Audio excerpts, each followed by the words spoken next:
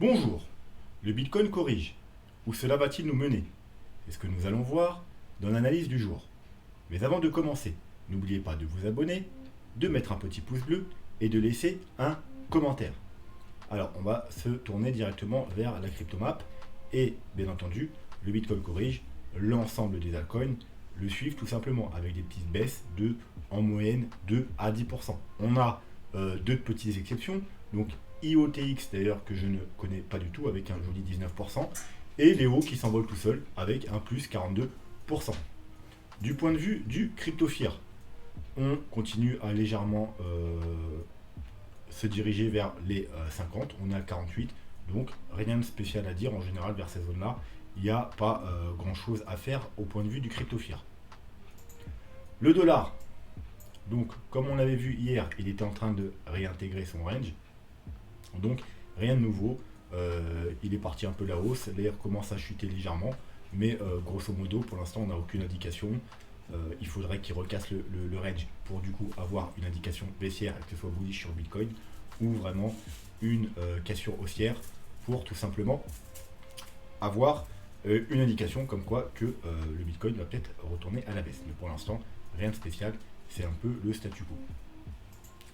Le Bitcoin, alors on va d'ailleurs tout d'abord jeter un œil au daily. Donc le Bitcoin en daily, alors qu'est-ce qu'on a fait? Tout simplement, on avait vu hier qu'on était en train de retester le dernier sommet, donc qui se trouve exactement vers les 44 600, 45 000 dollars, grosso modo. Donc, on l'a testé une fois, petit rejet. Ensuite, on est venu le retester. Une petite mèche, donc un petit fake out, et on repart à la baisse. On peut noter également que cette petite mèche est revenue chercher, regardez ce niveau-là, vous voyez où il y a toutes les bougies qui viennent chercher ce niveau de support, la petite ligne jaune. Voilà. Et ensuite, du coup, là, on est reparti à la baisse. Donc, qu'est-ce qu'on est en train de faire? On est en train de revenir retester la trendline. Hein, je ne parle pas de la trendline rouge, bien entendu, je parle de la petite trendline, enfin la grande trendline rose, même ici. Et pour l'instant, on est un peu en dessous, donc c'est un pullback pour l'instant qui est en train de recasser à la baisse. Donc, si on devait clôturer ainsi, malheureusement, pour l'instant, ça nous dirait que ce mouvement, c'est un fake out pour la cassure de cette trendline et également de ce gros niveau de résistance, le haut du rectangle orange. Parce que pour valider une clôture haussière, vous savez qu'il faut une bougie et une bougie de confirmation. Donc on a une bougie qui a clôturé au-dessus, mais cette bougie ne confirme pas. Donc à partir de là, si on clôture ainsi, malheureusement, pour l'instant, ce sera juste un fake out et les probabilités qu'on aille plus bas sont quand même importantes. Voilà, donc ça c'est pour la petite information. Maintenant, ce qui va nous intéresser de savoir, c'est si là on fait juste une petite correction tout simplement pour repartir de plus belle, ou si, parce que c'est une possibilité, le mouvement qu'on a entamé ici est terminé, car c'est vraiment une possibilité. Parce que tant jusqu'à preuve du contraire, là on est dans un petit rebond. Tant qu'on n'a pas fait des plus hauts avec également un plus bas plus haut, on n'a pas validé de retournement haussier. Tant qu'on n'a pas cassé, alors on va se le remettre du coup, le Fibo, hop, on va essayer d'être un peu précis. 0,382, vous voyez que le Fibo 0,382, il se trouve où? Il se trouve ici, un peu plus haut vers les 46 000 et quelques dollars. Donc on n'a absolument rien du tout. On n'a pas vraiment de confirmation qu'on est plus que dans un rebond. Pour l'instant, on est dans un simple rebond et on n'a même pas été rechercher les 0,382. Donc d'ailleurs, pourquoi on n'a pas été les rechercher directement avant de corriger? Tout simplement parce que je pense qu'il y a énormément de personnes qui ont les yeux rivés sur les 0,382. Il y en a, ils veulent probablement shorter au cas où justement il y a un rejet des 38,2 du premier arrêt. D'autres qui attendent de prendre sûrement des profits pour les traders. Et donc, quand c'est comme ça, quand il y a un niveau qui est beaucoup regardé, en général, on corrige avant justement d'y aller pour que les gens ne puissent pas appliquer leur stratégie.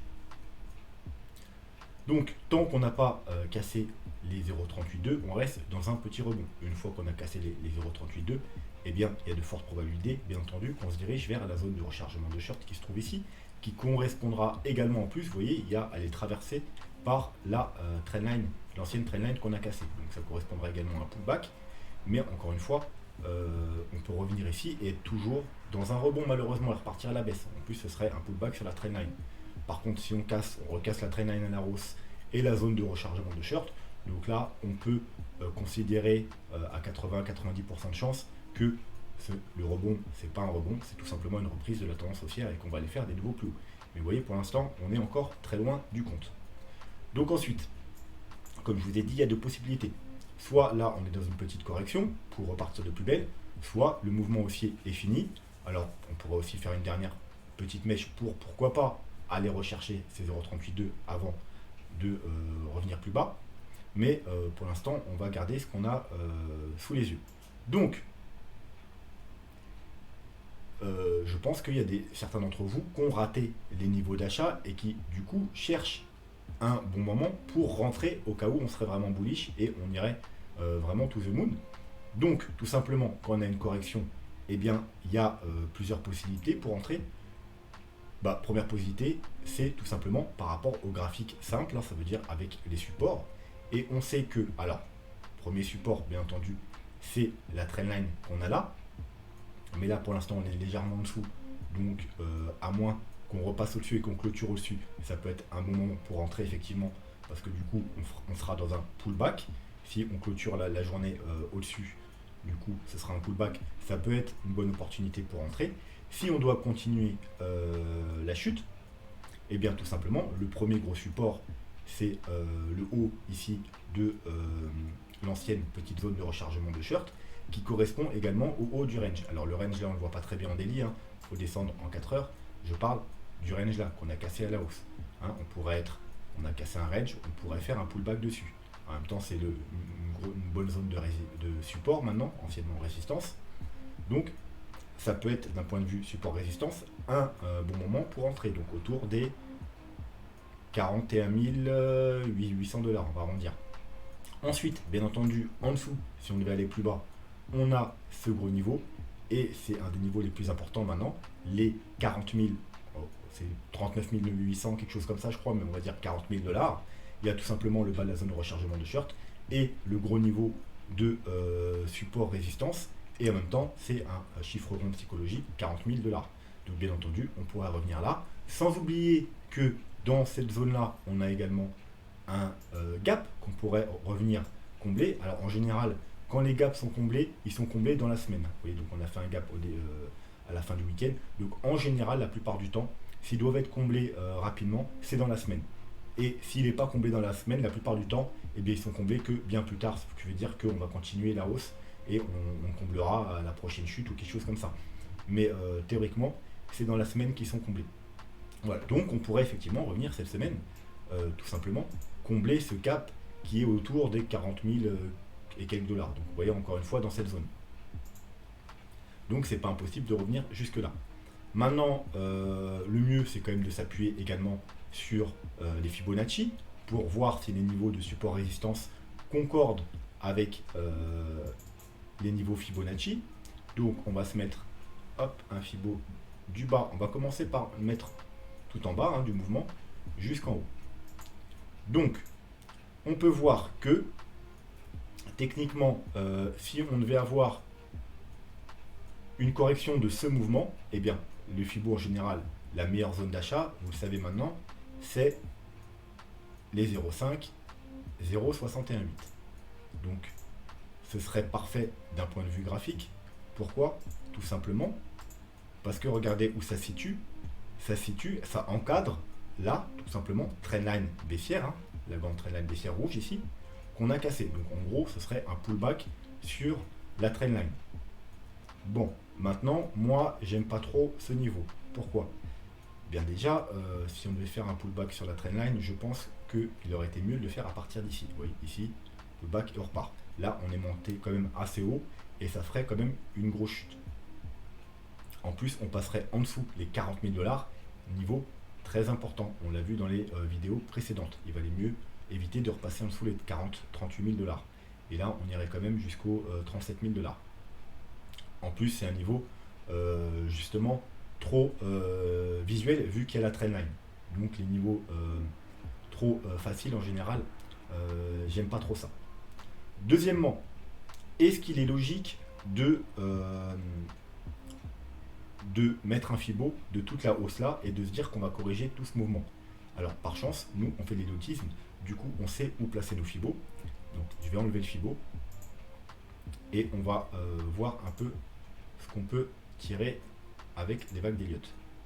Donc on est potentiellement sur un bottom hein, ou juste sur un bottom provisoire et c'est juste un rebond. Donc on va voir qu'est-ce qu'on a fait comme vague pour voir à quoi il faut s'attendre. Tout simplement, on regarde le RSI et on voit simplement que là on a fait une vague, deux vagues, trois vagues. Alors effectivement on pourrait dire 3, 4, 5, mais c'est pas possible, la vague 5 serait beaucoup trop petite et en plus il n'y a pas de divergence, et sur une vague 5 il y a toujours une divergence. Donc c'est bien 3 vagues, une vague, deux vagues, 3 vagues. Et chaque vague c'est même fait en 3 mouvements. 1, 2, 3, 1, 2, 3. Voilà. Donc, pour l'instant, on ne peut pas dire qu'on est dans un mouvement haussier. Pourquoi? Parce que vous le savez, pour être dans un mouvement haussier, il faut des mouvements en 5 vagues. Quand on a 5 vagues, c'est une impulsive, ça caractérise un mouvement haussier. Donc il y a 5 vagues qui feront une grande vague, une première vague de 5 plus grosses vagues. Voilà, donc tant qu'on n'a pas 5 vagues, on ne peut pas dire, d'un point de vue des vagues d'Elliott, qu'on est dans un mouvement haussier. Pour l'instant, on a 3 vagues, donc il y a 2 possibilités. Soit on est dans une vague 4 et on va refaire une vague 5. Voilà, donc là, ça nous indiquera qu'on est bien dans un mouvement haussier, que ces 5 petites sous-vagues, c'est simplement la grande vague 1 de 5 grosses vagues qui vont nous emmener beaucoup plus haut. Ou soit on est dans un mouvement correctif, et là, c'est 3 vagues. Donc pour l'instant, on n'a que 3 vagues, donc potentiellement, tant qu'on n'a pas la résolution de ce mouvement baissier, donc soit on va corriger un peu pour continuer la hausse, soit on va tout simplement, soit le mouvement est fini, vu qu'on a 3 vagues, le mouvement correctif est fini.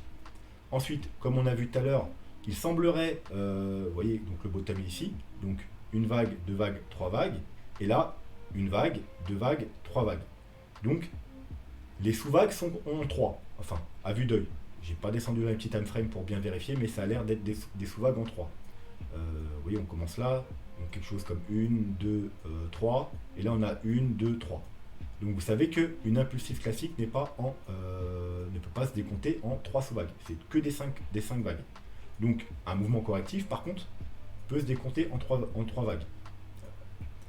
Ou, alors il y a la deuxième possibilité, vu que si on est sur un bottom, c'est une première vague haussière, d'être dans une leading diagonale. Une leading diagonale, c'est quoi? C'est une impulsive classique, 1, 2, 3, 4, 5. Au lieu, la seule différence, c'est que les sous-vagues se décomptent en 3. Donc voilà.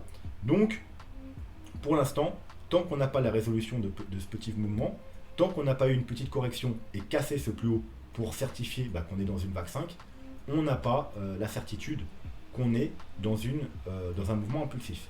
Maintenant, il faut bien jouer quelque chose.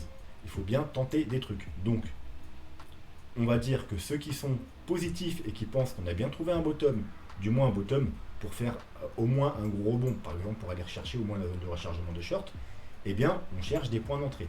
Donc, le point d'entrée, vu qu'on a fait une vague 1, 2, 3, 4, eh bien, tout simplement, on cherche une correction de vague 4. C'est pour ça que je vous ai dit tout à l'heure, le Fibo, moi, le placer en bas, c'est pas ce que je préconise. Je préconise plutôt de le placer ici, du coup, parce que là, on cherche la correction de cette vague-là, donc de la vague 3, pour une vague 4. Et comme vous pouvez voir, la vague 4, donc la target principale, c'est les 0,382. Elle se situe où? Eh bien, justement, sur le premier support qu'on a trouvé tout à l'heure, donc on a dit la première zone de rachat potentielle, donc c'est parfait. Le 0,5 se situe un peu au milieu de nulle part, et si on devait avoir une très grosse correction de vague 4, eh bien on pourrait aller chercher les 0,618, et encore une fois, ils se situent où les 0,618? Vous voyez, ils sont pile poil sur le gros support des 40 000 $, également là où il y a le gap. Donc c'est pour ça que je pense que ce Fibo est plus pertinent, et que bien entendu, alors d'ailleurs, je crois que je l'ai mal placé, hop, je sais pas pourquoi, ça change pas grand chose, vous voyez, on a toujours les 0,382 à ce niveau-là, et les 0,618 au niveau de notre gros support des 40 000 $. Voilà, donc moi c'est plutôt ça que j'attends. Et si du coup on passe en dessous les 40 000 $, bah, ce serait plutôt bearish. Du coup, parce que une vague 4 qui va sous les 0,618, c'est extrêmement rare. En plus, on casserait le sommet de la une, donc ce qui est plutôt négatif. Et du coup, ça me dirait qu'on est plus dans un mouvement correctif, 1, 2, 3, et que bah, tout simplement la correction est finie et qu'on va aller chercher plus bas. Voilà. Donc, je récapitule. Ici, il peut y avoir un bon point d'entrée, bien entendu, si on y va. Sinon, les 0,5, même si ça ne me plaît pas trop parce qu'ils sont au milieu... Ah, j'allais dire ils sont au milieu de nulle part, mais en fait, ils sont pas au milieu de nulle part, vous voyez. Ils sont au bas du range, enfin les mèches, vous voyez. Il faudrait que je zoome un peu. Si je zoome un peu, vous voyez le range, on a fait des mèches. Et bien il est pile sur les mèches là, donc en gros sur l'extrême bas du range. Voilà. Et ensuite, il y a un Fibo intéressant si on va avoir une grosse vague 4. Bien entendu, c'est les 0,618 au niveau des 40 000 $, au niveau du gros support, au niveau du gap. Voilà. Donc maintenant qu'on a vu le Bitcoin court terme, on va aller, comme je vous ai promis hier, tout simplement, alors c'est pas là, c'est regarder le weekly qu'on n'a pas eu le temps de faire hier. Et on va voir si les indicateurs nous disent que sur du moyen long terme, eh bien on est enfin repassé bullish, ou si on va bientôt y repasser, ou si au contraire on est toujours ultra bearish et qu'il faut être prudent. Donc on va commencer par regarder la courbe logarithmique, voir si elle peut nous donner des informations tout simplement. Alors, qu'est-ce qu'on peut voir sur la courbe logarithmique? C'est qu'on est venu casser la ligne. Alors, vous savez comment... Alors, mince, hop. Non, elle est où ma courbe? Elle a disparu. On va faire réapparaître. Voilà. On a la borne basse, qui est la ligne jaune, la borne haute, qui est également en jaune, une médiane en orange, et ensuite une ligne rouge, qui correspond à la médiane de la médiane, et pareil, vert en bas. Donc, on est venu casser la ligne verte, et là, on est en train de essayer de repasser au-dessus. Alors, du coup, qu'est-ce qu'on va faire? On va tout simplement aller jeter un œil dans le passé, voir à chaque fois qu'on est venu vers cette ligne verte, qu'est-ce qui s'est passé. Alors, ici, on peut voir quoi? Alors, on vient s'appuyer sur la ligne verte, support, support, support, rebond, on vient chercher la ligne orange. Ici, on vient quoi? Encore une fois, tester la ligne verte, un petit fake out, vous voyez, parce qu'on a une petite bougie de clôture en dessous. Mais ensuite, on a quoi? Une bougie directement qui repasse au-dessus. Donc, fake out, très bullish. On vient faire quoi? On vient chercher la ligne orange. Ensuite, bien entendu, on casse la ligne orange, on vient chercher la ligne rouge, on casse la ligne rouge, on vient chercher la ligne jaune, etc., etc. Ici, on est venu quoi? On casse la ligne verte avec validation. On vient chercher le bas, la ligne jaune. Ensuite, bon, vous voyez, la ligne verte fait résistance, on repart encore une fois en bas sur la ligne jaune. La ligne verte fait résistance, on revient chercher encore une fois la ligne jaune. Là, on casse la ligne verte, du coup, direction ligne orange, on casse la ligne orange, direction ligne rouge, etc. etc. Ici, on vient, on essaie de trouver du support, ça casse, on valide la cassure, du coup, ça joue résistance, et plus tard, on fait quoi du coup? On vient encore une fois chercher cette ligne jaune. Résistance, on vient chercher la ligne jaune, résistance, on vient chercher la ligne jaune, résistance, on vient chercher la ligne jaune. Là, mini fake out, vraiment tout petit, hein, on clôture légèrement en dessous, directement on repart au-dessus. Du coup, bullish, on vient chercher la ligne orange. Ensuite, on casse la ligne orange, ligne rouge, etc. Donc vous voyez, c'est quand même très pertinent. Là, on casse la ligne verte, on vient faire quoi? Chercher la ligne jaune. Là, on remonte au-dessus de la ligne verte. Support, on vient chercher le niveau orange. On casse la ligne verte, ça joue résistance, on vient chercher la ligne jaune. Là, hop, la ligne verte fait résistance, résistance, résistance. Une fois qu'on la recasse au-dessus, on vient chercher le orange, puis on casse, on vient chercher le rouge. Voilà. Cet été, on a fait quoi? On est venu s'appuyer sur les lignes vertes, support, on revient chercher la ligne orange, et là, on a travaillé très longtemps la ligne orange, et on n'a pas réussi à décoller et aller chercher la ligne rouge. Bref, du coup, ici, on a cassé la ligne verte. Et techniquement, on a eu la validation de la cassure ici. Donc, par rapport au passé, on devait s'attendre à faire quoi? Et bien tout simplement aller rechercher la ligne jaune vers les 29 000 $. Chose qu'on n'a pas faite. Donc, il y a deux solutions. Soit c'est un gros fake out du coup, parce que techniquement, on aurait dû repasser sur cette bougie.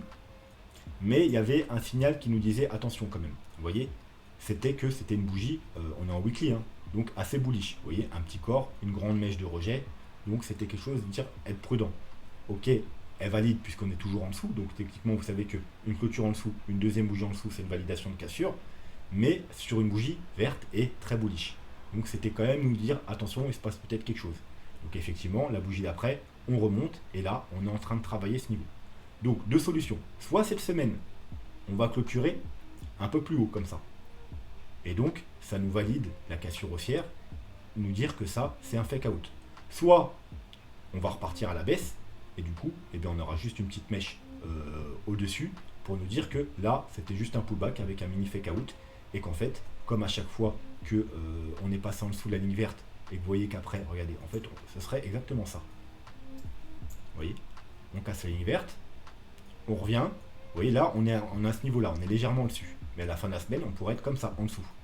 Donc, en gros, juste un pullback avec une petite mèche, et on repart chercher la ligne jaune.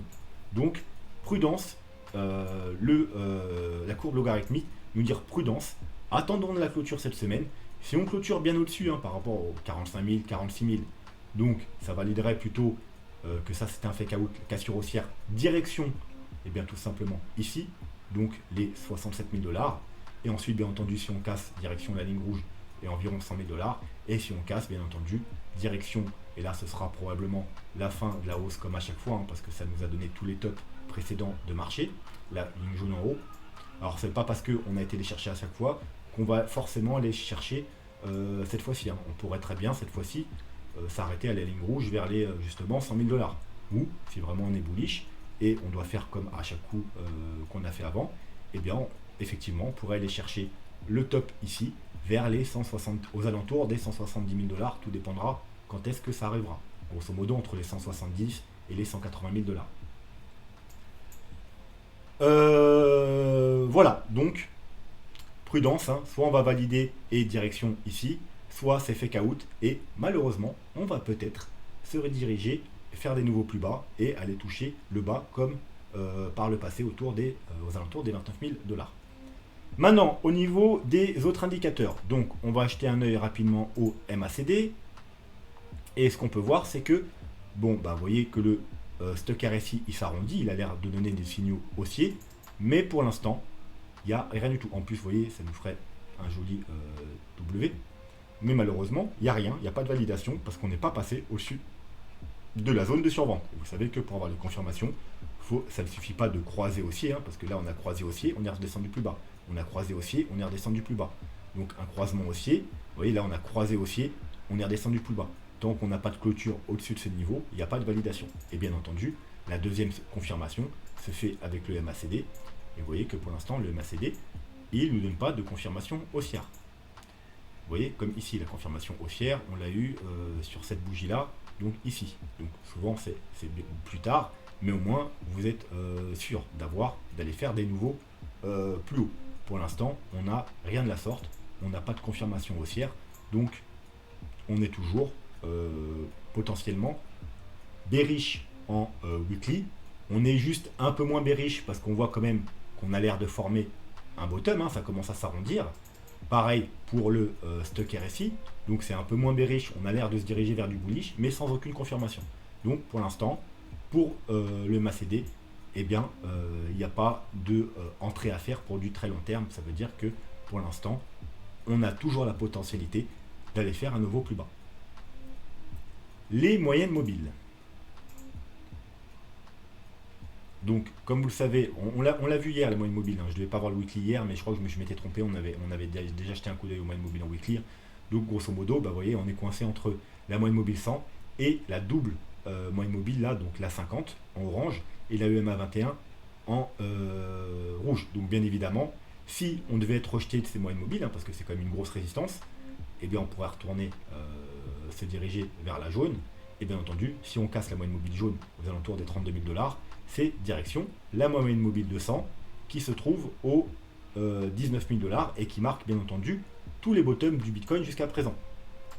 Donc vous voyez, bottom, on peut faire des mèches en dessous bien entendu. On a eu les deux bottoms de 2015, on a eu le bottom de décembre 2018, on a eu le bottom du Covid, même si on a fait une grosse mèche en dessous, mais grosso modo c'est une bottom par rapport aux bougies. Donc bien entendu, si on devait casser la moyenne mobile 100, on se dirigerait probablement vers une grosse chute et vers cette moyenne mobile. Et là, ce serait probablement le bottom, même si également on peut faire une petite mèche un peu en dessous. Et bien évidemment, si on casse ces deux moyennes mobiles, c'est extrêmement bullish par rapport aux moyennes mobiles en weekly, tout simplement parce qu'on se retrouvera au-dessus de toutes les moyennes mobiles. Et quand on passe au-dessus de toutes les moyennes mobiles, vous voyez, comme ici, hop, et bien après, ça nous donne des gros mouvements haussiers. Là, on a cassé celle-là, on est repassé au-dessus, gros mouvement haussier. Pareil ici, on repasse au-dessus de tous les moyennes mobiles, joli mouvement haussier. On repasse au-dessus de tous les moyennes mobiles, joli mouvement haussier. Donc, on est haussier par rapport aux moyennes mobiles en weekly. Après, si vous voulez vraiment être pointilleux, théoriquement, la confirmation se fait quand, vous voyez, les moyennes mobiles repassent bullish. Pour qu'elle soit bullish, il faut que la EMA 21 soit la plus haute, vous voyez, dans l'ordre. 21, 50, 100, 200. Et là, vous voyez qu'on a eu un croisement bearish, ici. Donc, il faut également que ça recroise à la hausse.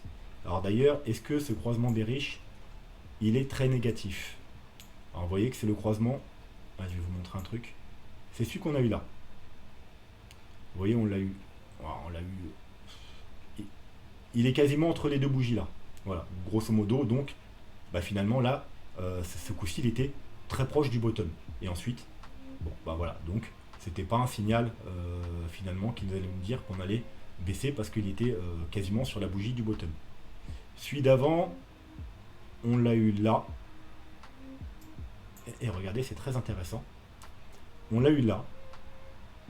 On a eu pile sur un petit bottom provisoire. Et regardez ce qu'on a fait après. On est revenu chercher la moyenne mobile 50 et on est reparti tout en bas. Alors j'aimerais bien voir de combien de pourcentage de up on a fait. On a fait, vous voyez, 43%, ce qui ne nous a pas empêché de rebaisser ensuite. Au passage, je vais vous montrer autre chose d'intéressant. On avait une trendline ici.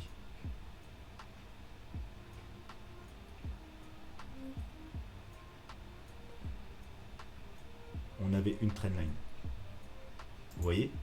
Eh bien, on a cassé la trendline baissière, vous voyez? Et ça ne nous a pas empêché de trouver la résistance sur la moyenne mobile 50 et de repartir plus bas à la baisse. Vous voyez, c'est pas parce qu'on casse une trendline baissière que aïe, on va aller to the moon. D'ailleurs, vous voyez, on avait peut-être une trendline même un peu plus tôt ici. On avait également une trendline ici. On a cassé une trendline, ça ne nous a pas empêché d'aller plus bas. Donc, voilà, ce qu'on peut voir ici, c'est que, tout simplement, effectivement, ici, on a soit un bottom provisoire. Et si c'est un bottom provisoire, attention au retest, justement, de la moyenne mobile 50. Donc, on est exactement dans cette situation-là. Bottom provisoire, on casse une trendline. Attention, croisement bearish, proche d'un bottom. D'ailleurs, c'était même quasiment sur le bottom, vous voyez. Du moins, on a fait un léger plus bas, mais voilà, globalement, c'était quasiment sur le bottom. Rebond, donc voilà, en gros, ce croisement-là, ça nous disait qu'on allait probablement voir à minima un rebond. Et attention à la moyenne mobile 50, surtout qu'en plus, là, elle se cumule à la moyenne EMA 21. Donc attention à ce niveau-là. Tant qu'on n'a pas cassé ce niveau-là, il y a possibilité d'être rejeté. C'est-à-dire on pourrait même monter plus haut, parce que vous voyez, on n'est pas encore touché. On pourrait même monter à 48 000 $. On pourrait monter à 48 000 $, être rejeté comme on l'a fait par le passé, et aller faire des nouveaux plus bas. Donc attention. Si par contre on passe cette zone, ça nous dit que il y a de fortes chances qu'on reprenne la tendance haussière et qu'on aille faire des nouveaux plus hauts. Voilà, donc ce sera tout pour les moyennes mobiles. On peut aller également jeter un coup d'œil au ruban des moyennes mobiles, rapidement. Et voilà, et ce que vous voyez, c'est à l'heure actuelle, à l'heure où j'enregistre la vidéo, c'est vraiment pas bullish du tout. Pourquoi? Regardez, on a, comme vous savez, quand on est en haut du ruban, c'est bullish. Quand on est en dessous, c'est plutôt bearish, etc., etc. Et là, c'est quoi? On essaye de repasser dans le ruban. Et regardez le gros rejet du ruban. On est en train d'être rejeté sous le ruban. Donc, si on devait clôturer la semaine comme ça, eh bien, c'est pas bullish du tout. C'est tout simplement un rejet du ruban. Vous voyez, la grosse mèche là qu'on a là, c'est vraiment un gros rejet. On a essayé de monter dans le ruban. Et là, on a été rejeté. Et là, on se retrouve vraiment en dessous le bas du ruban. Voilà. Donc là, ça pourrait être potentiellement juste un pullback pour repartir plus bas. Attention, la semaine n'est vraiment pas finie. la semaine, on est mardi si je ne me trompe pas, il y a encore pas mal de temps sur la semaine. Donc on pourrait très bien clôturer la semaine dedans, voire même au-dessus du ruban, ce qui serait extrêmement bullish si on clôturait au-dessus du ruban. D'ailleurs, le haut du ruban est aux alentours des 47 000 $ pour information. Voilà. Mais vraiment, à l'heure où j'enregistre la vidéo, c'est pas bullish parce que c'est juste une très grosse mèche de rejet. Mais la mèche, la bougie n'est bien entendu pas finie, il reste encore 5 jours avant la clôture. Donc voilà, c'est tout ce que ça peut nous apprendre en weekly, que si on passe les 47 000 $, ce sera plutôt très bullish. Si par contre on clôture la semaine en dessous de ces niveaux, il faut s'attendre peut-être au moins à une petite correction. Ensuite, qu'est-ce qu'on a d'autre? Ichimoku. D'ailleurs, c'est ça que j'ai oublié. Donc avant de prendre Ichimoku, on va retourner en daily. Et il me semblait bien que j'avais oublié quelque chose. Je devais vous parler d'Ichimoku en daily. Excusez-moi. Voilà. Donc, qu'est-ce qu'on peut voir Ichimoku en daily? On a... on est bien en daily? Non, on est en 4 heures. Je me disais bien qu'il y avait un truc qui cloche. Alors, on va clean le graphique. Donc, d'un point de vue aussi rachat, donc non seulement hier je vous avais dit, attention, on surveille. Si on clôture dans le nuage, c'est plutôt positif. On ira potentiellement rejoindre le haut du nuage. Mais là, vous voyez aussi, c'est également un rejet du nuage. Donc, c'est pas bearish. Hein. Tant qu'on est qu'au-dessus de la Kijun, on reste bullish en daily sur Ichimoku. Donc, ça peut être également des niveaux à surveiller pour les rachats. Donc, ici et là, les 40 700 $, voire les 39 000. Donc, vous voyez, entre 39 et 40 000, là où il y a le gap, ça pourrait être également des bons niveaux de rachat. Par contre, si on repasse en dessous de la Kijun, donc des 39 200 $, eh bien, on repasse bearish sur Ichimoku. Et du coup, eh bien, c'est pour ça que je vous disais, attention, au niveau des 39 000, 40 000 $, c'est bien, ça peut être bien à le retester, c'est un bon niveau d'achat, mais par contre, si on le casse, eh bien, le graphique nous dit que c'est bearish, bah, Ichimoku confirme. Et regardez ce que fait la lagging span. La lagging span, hier, était sur le point, elle était même en train de valider la cassure, donc la confirmation haussière. Hein. Je vous rappelle que là, on a le signal haussier, on passe bullish, mais la confirmation se fait que la lagging span casse le prix. Et là, vous voyez, hier, à un moment donné, on était au-dessus, mais là, avec la chute, et bien pour l'instant, alors on est encore au-dessus, hein, vous allez me dire, hein, si on est pointilleux, on est encore au-dessus, mais il suffit qu'on descende un peu, on repasserait. Et donc, ça nous dirait quoi? Eh bien, qu'il n'y a pas de confirmation haussière. Voilà. Donc, si on devait repartir à la hausse, arriver à clôturer dans le nuage, on aurait confirmation, tout va bien, on a toutes les confirmations bullish au Ichimoku en daily, et on va aller rejoindre le haut du nuage, et si on le casse après, bon ben voilà, hein, c'est libre champ à toutes les possibilités. Si par contre, là dans l'heure actuelle, c'est pas super bullish parce qu'on a un rejet du nuage et on est en train de voir aussi également un rejet du prix, même si on n'est pas encore passé en dessous. Donc pour l'instant, la lagging span, elle est plutôt neutre. Voilà, si on repasse au-dessus, c'est bullish, si on repasse en dessous, ce sera plutôt bearish. Voilà. Et si on devait du coup rechuter, bien entendu, on serait très attentif à ces niveaux-là, surtout la Kijun. Hein. Excellent point de rachat, donc comme je vous ai dit, aux 40 000. Par contre, si on a des clôtures en dessous, eh bien malheureusement, on repassera bearish sur Ichimoku en daily. Voilà, donc maintenant on peut retourner à nos moutons. Donc, comme on l'a vu, en weekly, il s'est passé quoi? Donc, on est passé bearish ici, bien entendu, aux 49 000 $, hein, parce qu'on a clôturé en dessous la Kijun, donc on est passé bearish. On est venu s'appuyer sur le nuage, ça n'a pas tenu, on pénètre le nuage, on va chercher le bas du nuage. Petit fake out, hein, vous voyez, on clôture en dessous, et la bougie d'après, hop, c'est bon. Donc, fake out, et je vous avais dit, c'est quoi? Quand ça arrivait, je vous avais dit, c'est extrêmement bullish, parce que les fake out sont toujours très bullish. Ça veut dire que c'est juste pour faire peur aux gens, faire sortir tout le monde, et hop, on repart directement, on recasse le niveau qu'on vient de casser. Ensuite, je vous avais dit, c'est extrêmement bullish, et la première target, c'est tout simplement le haut du nuage. Voilà. Et en plus, qui est cumulé à la Tenkan. Donc, c'est ce qu'on a fait directement. On est revenu chercher le haut, regardez sur cette bougie, parfaitement le haut du nuage et la Tenkan. Là, avec cette bougie, on est en train d'essayer de casser. On y a réussi à un moment donné, et pour l'instant, c'est une mèche. Si on continue à descendre, ce sera juste un fake out. Et il faudra s'attendre peut-être à revenir tester le bas du nuage. Si par contre, la bougie clôture au-dessus, eh bien, c'est bullish, vu qu'on est au-dessus du nuage. Et le premier objectif, bien entendu, c'est un retest de la Kijun qui se trouve au 51 000 $. Et vous savez que 51 000 $, c'est un niveau extrêmement important. Voilà. Après, si on passe les 51 000 $, du moins en Ichimoku, eh bien on repasse bullish en Ichimoku Weekly et il faudra s'attendre à aller faire des nouveaux plus hauts. En plus, d'ici qu'on repasse les 51 000 $, vous voyez où est la Kijun? La Kijun repassera, je pense, au-dessus du cours du prix, donc il y aura toutes les confirmations comme quoi on est bullish sur Ichimoku en weekly. Et quand on est bullish sur Ichimoku en weekly, vous voyez par exemple là, grosse chute, on repasse au-dessus de la Kijun, on a confirmation ici de la lagging span, on repasse même au-dessus du nuage, et bien c'est extrêmement bullish. Voilà. Ce sera tout pour Ichimoku en weekly, et on va finir, je pense, par tout simplement, comme encore vous me l'avez demandé, apparemment vous aimez bien le Gaussian Channel. Le Gaussian Channel. Donc, qu'est-ce qui se passe sur le... Alors voilà, j'ai dézoomé pour ceux qui veulent avoir un peu une petite idée de qu'est-ce que le Gaussian Channel. Hein. En général, pour être bullish, il faut tout simplement être au-dessus de ce canal. Vous voyez. Et quand on est dedans, en général, c'est plutôt mauvais signe, il faut s'attendre à des chutes. Et quand les peu de fois où on repasse en dessous de ce canal, eh bien, c'est le meilleur moment pour accumuler du Bitcoin sur les très long termes. En général, c'est tout simplement les bottoms des très grosses corrections ou des bear markets, si vous voulez appeler ça comme ça. Vous voyez, ici, c'était le meilleur moment pour acheter. Donc, ici, on a pénétré dans le Gaussian Channel, donc on savait qu'il fallait s'attendre à minima à une jolie correction. Et depuis, on a baissé quand même de, hop, encore 30% en plus de la correction qu'on avait déjà faite. Donc, une fois qu'on a cassé ici, on pouvait s'attendre à potentiellement aller rechercher du coup le bas du canal. Pourquoi pas même, avec un peu de chance, aller en dessous le canal pour nous dire qu'on a fait vraiment un bottom très long terme et que c'est bon, on est reparti pour un an de hausse. Malheureusement, on n'a pas atteint le canal, on est encore moins allé en dessous. Donc tant pis, on n'aura pas du Bitcoin en extra solde pour l'instant. Maintenant, ce qu'on est en train de faire, c'est de recasser la médiane. Encore une fois, on est en weekly. Donc là, on a un break au-dessus.